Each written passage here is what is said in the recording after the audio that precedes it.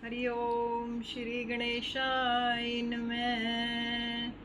बोल श्री कृष्ण भगवान की जय। बोल श्री सुखदेव जी भगवान की जय। ओम नमो भगवते वासुदेवाय। ओम नमो भगवते वासुदेवाय।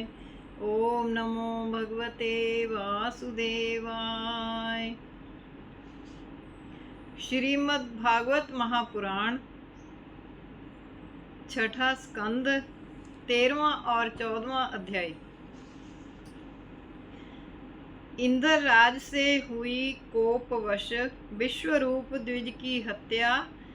बांट दई सो 4 भाग में भूमि वृक्ष जल और त्रिया। वृत्रासुर के मारन से पुनि लगी ब्रह्म हत्या भारी। भागे भय से इंद्र राज लखी रूप अनंत अशुभकारी। पूर्वोत्र के कोने में वे मान सरोवर में जाकर पंकज डंडी में जा बैठे सहस वर्ष निर्भय आकर। श्री सुखदेव जी बोले, हे नृप, वृत्रासुर के मर जाने पर इंद्र को छोड़ सब लोगों को बड़ी भारी प्रसन्नता हुई। ब्रह्मा जी तथा देवता और ऋषि सब के सब प्रसन्नता के मारे आनंद सागर में गोता लगाते हुए अपने आश्रम को चले गए। राजा परीक्षित बोले, आहा, शत्रु को जीतते हुए भी इंद्र को दुख क्यों हुआ, यह मुझसे कहिए। श्री सुखदेव जी बोले, हे राजन, इंद्र यह नहीं चाहते थे कि मैं वृत्रासुर को मारूं, किंतु सबके सब देवता जब वृत्रासुर से डरते हुए इंद्र से प्रार्थना करने लगे कि हे इंद्रदेव, इस महाकाय असुर का शीघ्र ही विनाश करिए, अन्यथा यह बड़ा ही भयंकर है। इस तरह सब देवताओं के अनुरोध के कारण इंद्रदेव ने वृत्रासुर के मारने का उपाय किया।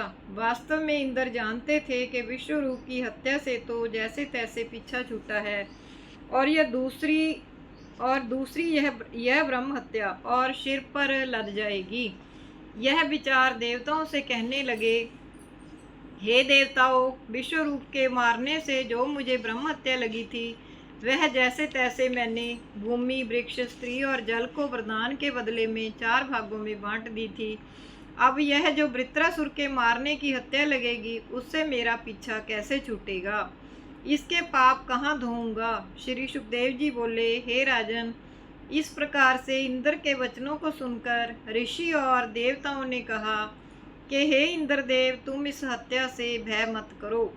हम तुमसे अश्वमेध यज्ञ कराकर ब्रह्म हत्या के पाप से छुड़ाएंगे। तुम घबराओ मत। अश्वमेध यज्ञ के प्रभाव से तुम जगत भर की हत्या करके भी मुक्त हो सकते हो। जिन भगवान के नाम संकीर्तन से ब्रह्म हत्यारा, पितृघाती, गौघाती, माता का वध करने वाला, गुरु का हत्यारा भी छूट जाता है, उस अश्वमेध से चराचर को मारकर तुम पाप में लिप्त नहीं हो सकते, जिसमें तो यह एक दुष्ट का दमन करना है। फिर क्यों डरते हो? यह कौन प्रबल पाप है?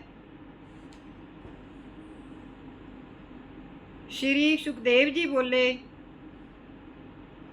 राजन, इस प्रकार सब महर्षियों की आज्ञा से इंद्रदेव ने वृत्रासुर को मारा था। वृत्रासुर के मरने पर इंद्र के ऊपर ब्रह्म हत्या आकर एकदम झपटने लगी। उस समय इंद्र को बड़ा दुख हुआ। इंद्रदेव बेचारे कांपने लगे। ब्रह्म हत्या का बड़ा भयंकर रूप था। वृद्धावस्था के कारण उसका सब शरीर कांप रहा था। केश उसके सफ़ेद थे। चांडाली की तरह रुधिर से सना वस्त्र पहने हुए थी। खुल खुल करते खांसी जिसे उठ रही थी। दुर्गंधी से मार्ग को दूषित करती ठहर जा कहकर पीछे पीछे दौड़ती हुई उस ब्रह्म हत्या को देखकर इंद्रदेव डर के मारे चारों तरफ भागे, परंतु जब कहीं भी उससे छिपकर अपने बचाव का स्थान ना पा सके, तब अंत में मानसरोवर में जाकर कमल की डालियों में घुस गए। देवता अग्निमुख होते हैं। अग्निदेव के जल में ना घुसने के कारण उनको वहाँ यज्ञ भाग प्राप्त ना हो सका और सब भोगों से उन्हें वंचित रहना पड़ा। हे नृप, इंद्रदेव इस तरह 1 वर्ष दिन तक छिपे पड़े रहे। तब तक राजा नहुष ने अपने योग बल से स्वर्ग का शासन किया। इंद्र पद भोगते हुए नहुष को धीरे धीरे ऐश्वर्य का मद छा गया और उसकी बुद्धि भ्रष्ट हो गई। भोगों की तरफ विशेष विशेष लालसा बढ़ने लगी। नहुष ने इंद्राणी से कहा कि अब मैं इंद्र के पद पर हूँ, तुम्हें मेरी सेवा में तत्पर रहना चाहिए। नहुष के ऐसे वचन सुनकर इंद्राणी ने गुरु बृहस्पति जी से सलाह की। बृहस्पति जी ने विचार कर इंद्राणी से कहा, तुम नहुष से यह कह दो कि ब्राह्मणों से ढोई गई पालकी पर बैठकर तुम मेरे भवन में आओ, मैं तुम्हारी सेवा करूंगी। इस उपाय से ही इस दुष्ट का नाश होगा। इंद्राणी ने वैसा ही किया। नहुष अगस्त्य आदि महर्षियों के कंधों पर रखी हुई पालकी में बैठकर चलने लगा। अगस्त्य आदि बेचारे तपस्वी धीरे धीरे चल रहे थे, किंतु मदोन्मत्त तथा कामोत्तेजित नहुष उनसे जल्दी जल्दी चलने के लिए सर्प सर्प कहकर जल्दी कराने लगा। अगस्त्य महर्षि ने क्रुद्ध होकर शाप दे दिया कि तू सर्प हो जा। नहुष राजा उसी समय स्वर्ग से गिरकर सर्प हो गए और इंद्राणी का पातिव्रत्य रह गया। ब्रह्म ऋषियों ने इंद्र को दीक्षा देकर अश्वमेध यज्ञ कराकर इंद्र की ब्रह्म हत्या का पाप नष्ट किया। इस आख्यान को जो कोई भक्ति पूर्वक सुनेंगे उनके सब पाप क्षीण हो जाएंगे और जो पर्व पर्व पर इस आख्यान को सुनते हैं उनके लिए यह धन, आयु, यश और विजय देने वाला है। वो श्री कृष्ण भगवान की जय। 14वां अध्याय। वृत्रासुर का सुनहु अब पूर्व जन्म वृतांत, चित्रकेतु के शोक की वार्ता आद्योपांत। राजा परीक्षित पूछने लगे, हे ब्राह्मण, रजोगुण और तमोगुण स्वभाव वाले उस वृत्रासुर दानव की भगवान कृष्ण में ऐसी भक्ति कैसे हुई? देवताओं की प्राय मुकुंद भगवान के चरणार बिंदों में ऐसी दृढ़ भक्ति नहीं होती। इस संसार में जीव अनंत हैं, उनके बीच में कुछ एक ही धर्म करते हैं। उनमें से कोई कोई मोक्ष के इच्छुक होते हैं और उनमें से भी कोई एक संग से मुक्त हो पाते हैं। उनमें भी दुर्लभ वह है जो नारायण में ही केवल भक्ति करता रहे। इस प्रकार होने पर भी पापी वृत्रासुर की कृष्ण भगवान में दृढ़ बुद्धि कैसे हुई? हे ब्राह्मण, इस विषय में मेरे मन में जो संदेह है उसे आप दूर करने की कृपा करिए। सूत जी बोले। राजा के वचन को सुनकर सुखदेव जी कहने लगे, हे राजन, व्यासदेव का नारद जी के मुंह से इस विषय में जिस इतिहास को मैंने सुना है उसको आप सुनिए। शूरसेन देशों में कोई एक चित्रकेतु नाम का राजा था जो कि चक्रवर्ती था।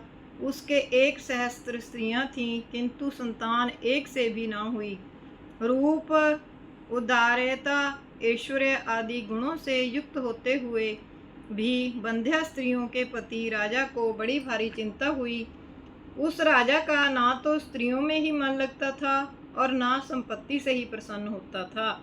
एक दिन उसके घर अंगिरा नाम के महर्षि आए। राजा ने उनकी विधिवत पूजा की और उनको प्रणाम करके उनके समीप बैठ गए। महर्षि अंगिरा बोले, मंत्री आदि 7 राज्य के अंगों में तो कोई खराबी नहीं है। राजा प्रधानमंत्री आदि के ऊपर राज्य कार्य के भार को छोड़कर राज्य सुख पाता रहता है। हे राजन, पटरानियाँ तो तुम्हारे वश में है ना? जिनका मन वश में हो जाता है उसके सभी लोग वश में हो जाते हैं।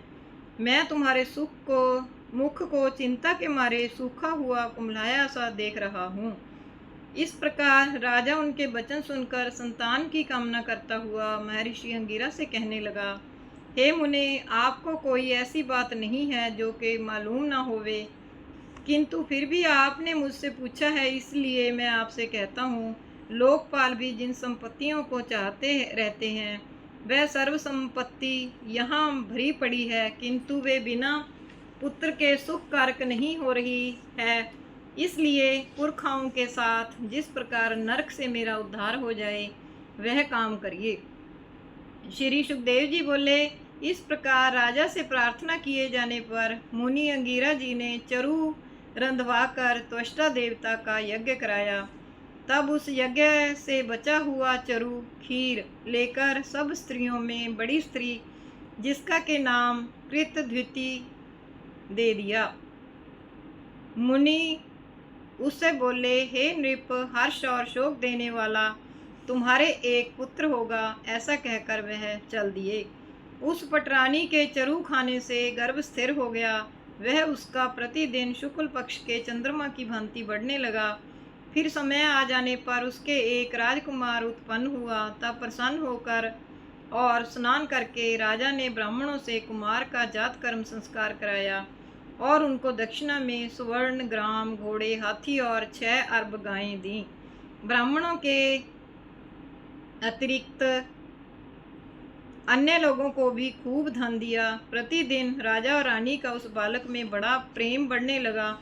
यह देखकर अन्य सौतेली रानियों के बड़ा भारी पुत्र डहा हुआ। अब राजा चित्रकेतु का अत्यंत प्रेम कृतध्वति रानी में हो गया। अन्य रानियों में से उनका प्रेम हट गया। वे स्त्रियां राजा के अनादर के कारण अपने को बड़ी कोसने लगीं। हाय, बिना संतान वाली निपुती स्त्री को धिक्कार है। राजा ने हमारा बड़ा तिरस्कार कर रखा है और हमारा कुछ भी मान नहीं हो रहा है। हम बड़ी ही अभागी हैं। इस प्रकार सौत की पुत्र संपत्ति को देखकर पुत्र पर जलती हुई उन सब नारियों ने मिलकर दुष्ट बुद्धि से कुमार के लिए जहर दे दिया। कृतध्वति ने सब स्त्रियों के इस कर्म को ना जाना और बालक तो सो ही गया है, यह देख करके वह कामकाज में लग गई। जब बालक बहुत देर तक सोते से ना उठा, तब कुमार ने लाने के लिए धाये को भेजा। वह धाये उस कुमार के पास जाकर फटी हुई आंखों वाले उस पुत्र को मरा हुआ देखकर, हाय हम मर गए, इस तरह बड़े ऊंचे स्वर से रोने चिल्लाने लगी और धरती पर पछाड़ खाकर गिर गई। उसका रोना सुनकर जल्दी जल्दी वहां आकर पुत्र को देखा। शोक के मारे रानी के केश एकदम खुल गए और वह रानी रोने लगी। उस रनिवास में नर और नारी सभी बहुत रोने लगे और अन्य सब पत्नी भी कपट से दुख भरे स्वर से रोने लगीं। राजा पुत्र को मरा सुनकर स्नेह भरे हुए हृदय वाला पग पग गिरता हुआ वहां आया और कुमार के चरणों में पड़कर शोक के कारण आए हुए आंसुओं से रुके हुए कंठ वाला लंबी लंबी सांस लेता हुआ कुछ कह न सका। तब फिर कृतध्वति शोक से व्याप्त हुए पति और मरे हुए पुत्र को देखकर केशों को घेरकर हाथ से छाती और सिर धूमती हुई टिटहरी की भांति करुणा भरी आवाज से अनेक प्रकार के विलाप करने लगी। अहो विधाता, तुम बड़े मूर्ख हो जो कि वृद्ध जीते रहें और उनके सामने बालक मर जाएं। यह तो बड़ी ही अनुचित बात है। तुम केवल प्रजाओं के शत्रु हो। यह क्रम और नियम तुम्हारा उचित नहीं है। यदि तुमको ऐसा ही था तो पहले ही क्यों नहीं हमारा प्रेम पाश तोड़ डाला। उस स्नेह के टूट जाने पर इस प्रकार दुख को देखकर कोई भी पुत्र आदि का स्नेह तो ना करता। हे पुत्र, मुझ गरीबनी को तुम त्यागने योग्य नहीं हो। शोक से व्याकुल हुए अपने पिता की तरफ थोड़ा देखो। निर्दयी यमराज से ले जाए गए, क्या तुम अब ना लौटोगे? हे बेटा, उठो उठो, यह तुम्हारे संग के बराबर के बालक तुमको खेलने बुला रहे हैं। हे बेटा, तुमको भूख लग रही होगी, अब तुम मेरे स्तनों से दूध पी लो। अपने इन लोगों के दुख और शोक को दूर करो। हे बेटा, मैं तुम्हारे हंसते हुए मुख को नहीं देख रही हूँ और ना तुम्हारी प्रिय वाणी ही सुन रही हूँ। क्या तुम अब ऐसे चल दिए हो कि जिससे अब तुम्हारा फिर आना ही नहीं होगा। श्री सुखदेव जी बोले, इस तरह विलाप करती हुई स्त्री के साथ राजा चित्रकेतु भी खूब रोने लगा। राजा रानी के इस तरह रोने पर सब मनुष्य स्त्री रोने लगे। इस वृतांत को जानकर नारद जी के साथ अंगिरा महर्षि वहां आए। वो श्री कृष्ण भगवान की जय।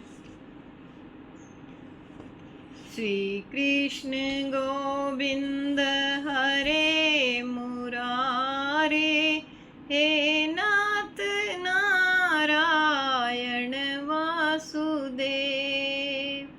श्री कृष्ण गोविंद हरे मुरारे, हे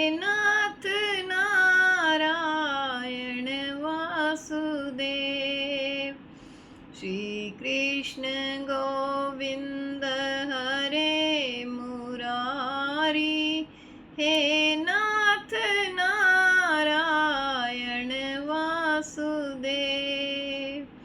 वो श्री कृष्ण भगवान की जय। वो श्री सुखदेव जी भगवान की जय। ओम नमो भगवते वासुदेवाय। ओम नमो भगवते वासुदेवाय। ओम नमो भगवते वासुदेवाय।